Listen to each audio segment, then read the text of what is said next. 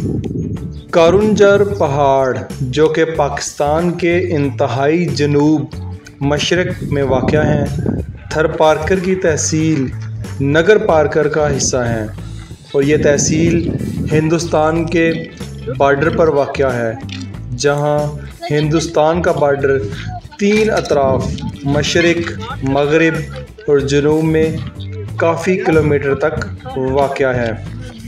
कारुंजर पहाड़ जो कि ग्रेनाइट पत्थर का पहाड़ है, 1040 फुट बुलंद है सतह समंदर से, और इस पत्थर में कहा जाता है 61 कलर के पत्थर मौजूद हैं।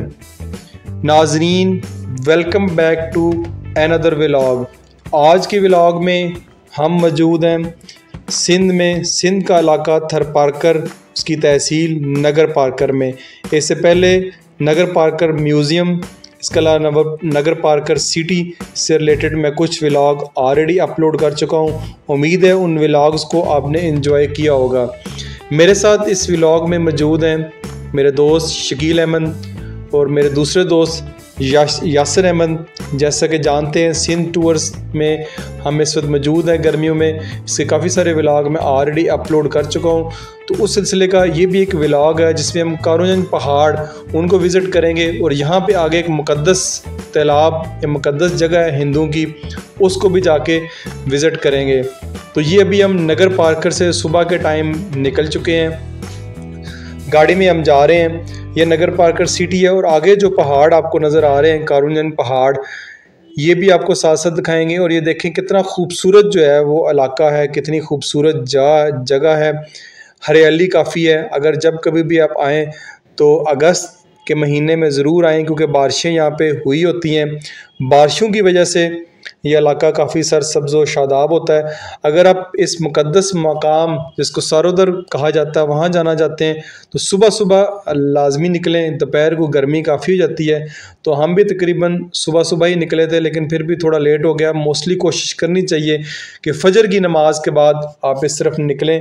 रास्ते में आपको देखें खूबसूरत नज़ारे हैं, इर्द गिर्द पहाड़ हैं, सरसब्ज़ व शादाब हैं।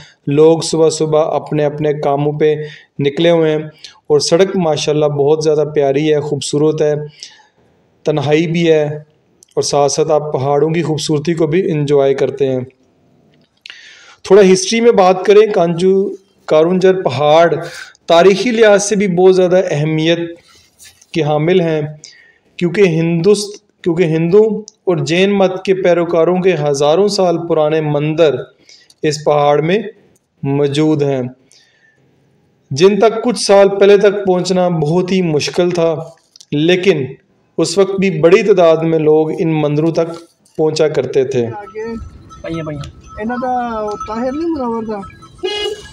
कितनी बकरियां? हाँ जी अच्छा, ਅਸੀਂ 2.5 घंटे चल के चल के आए हैं। कितना चले थे यार? 2-2.5 घंटे चल के अंदर गए पानी। थोड़ा चिपन ये खपन दी ना या नीलामी माल है।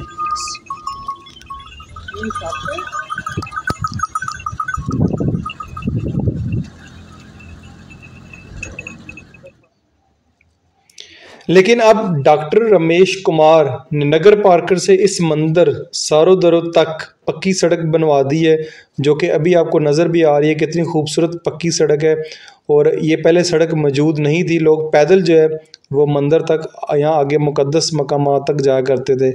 अब क्योंकि सड़क बन चुकी है, इसलिए अब गाड़ी से पे भी आराम सुकून सफ़र करके मुक़द्दस मकामात तक जा सकते हैं। इस सहूलत के बाद लोग आसानी से अपने मुक़द्दस मकामात तक पहुंच जाते हैं, जैसे कि हम अभी जा रहे हैं। आप देख सकते हैं कितनी खूबसूरती है, हरियाली है। बारिशें जो हैं अभी हुई हैं, बारिशों की वजह से काफ़ी खूबसूरती हो चुकी है। जानवर लोग सुबह सुबह जो बेसिक उनका पेशा है, जानवर रखे हुए हैं, बकरियां वगैरह, उनको चराते हैं, उन्हीं से फिर उनका दूध भी इस्तेमाल करते हैं और आगे उनकी गुजर बसर भी होती है। सारोदरो मंदिर के लिए कहा जाता है कि कई 100 साल पहले यहाँ कुछ लोग 2 हिरणों का शिकार कर रहे थे कि हिरणों ने शिकारियों से बचने के लिए एक तालाब में छलांग लगा दी। नर हिरन तो बच गया, लेकिन हिरनी तालाब के ऊपर मौजूद एक दरख्त में अटक कर मर गई। इसका धड़ तो गल सड़ कर तालाब में गिर गया, लेकिन उसका सर वहीं दरख्त में अटका रहा। यहाँ से कहानी का दूसरा रुख भी शुरू होता है। साथ साथ आप सफ़र भी इंजॉय करें और साथ साथ कुछ जो इस इलाके की जो मंदिर है उसकी हिस्ट्री भी मैं आपके साथ शेयर करता चलूँगा, ताकि आप सफ़र भी इंजॉय करें और इस इलाके की खूबसूरती को भी इंजॉय करें और साथ साथ आप सफ़र जो है वो भी इंजॉय करें। दूसरा तस्वीर का रुख ये है, वो कुछ यूँ है कि गुजरात का एक व्यापारी नगर पाकर के मगरब में मौजूद एक गांव वीकासर से शादी करके एक लड़की को लेकर गया, लेकिन कुछ अर्सा बाद ही वो लड़की बीमार हो गई और इसको आधे सर के दर्द की शिकायत रहने लगी, जिससे घर में बहुत ज़्यादा परेशानी बढ़ने लगी। एक दिन जब दोनों मियाँ बीवी घर में खाना खा रहे थे तो लड़की कहने लगी कि ये दाल जो हम खा रहे हैं वो वीकासर की दाल है। व्यापारी बहुत ज़्यादा हैरान हुआ और जिस शख्स से वो दाल खरीद के लाया था इससे मालूम किया कि ये दाल वो कहाँ से लाया है, तो इसने बताया कि वो वीकासर से आया है। ये बात सुनकर वो शख्स और ज़्यादा हैरान हुए बगैर न रह सका और ये बात उसने अपने किसी पंडित से की, तो उसने बताया कि तुम फलान जगह पर जाओ और वहाँ जाकर बड़े ऋषि से ये बात करो। वो व्यापारी जब वहाँ पहुँचा और वहाँ मौजूद ऋषि से ये सारा माजरा बयान किया, तो उसने बताया कि कारुंजन पहाड़ जो कि अभी आप देख भी रहे हैं, कारुंजन पहाड़ के दरमियान में हम मौजूद हैं। ये सड़क जहाँ से हम आए हैं वो भी आपको यहाँ पे नज़र आ रही है। कारुंजन पहाड़ के दामन में तालाब के ऊपर एक दरख्त में हिरनी का सर लटक रहा है। ये सामने आपको बिल्कुल तालाब नज़र आएगा, क्योंकि गर्मी काफ़ी हो चुकी है और इस गर्मी की वजह से गाड़ी जो है वो आगे नहीं जा सकती थी, इसलिए हम आगे फिर तालाब तक नहीं पहुंच सके। वहां अपनी बीवी को लेकर जाओ और जाकर इस हिरनी के सर को उतार कर इस तालाब के पानी में डाल दो, तो ये बीमारी ख़त्म हो जाएगी। क्योंकि तुम्हारी बीवी पिछले जन्म में वो हिरनी थी जिसका सर वहाँ लटका हुआ है। कहते हैं कि वो दोनों इस पहाड़ में आए, ये पहाड़ों की खूबसूरती आपको नज़र आ रही है, इस पहाड़ में आए और वो सर उतार कर पानी में डाल दिया।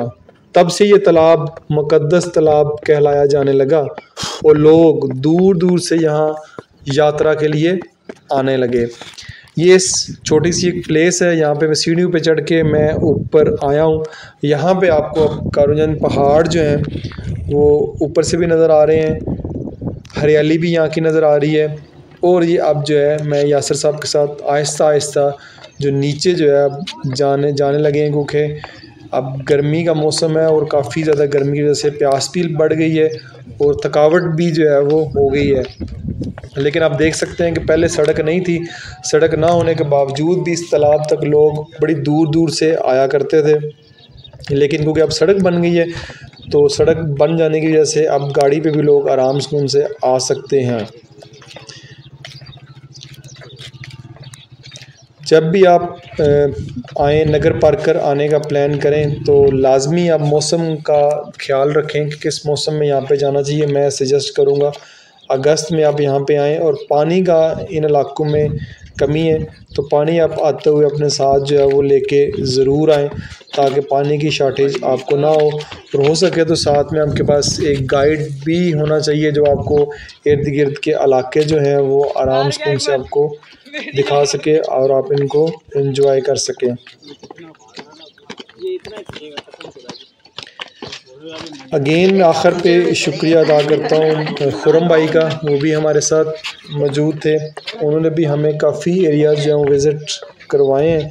इसके अलावा यासिर भाई, शकीर भाई और साथ में जो हमारे साथ ड्राइव करके गाड़ी आए हैं सुल्तान भाई, स्पेशली हमारे लिए टाइम निकाला उन्होंने और वो हमें अपने साथ लेकर आए।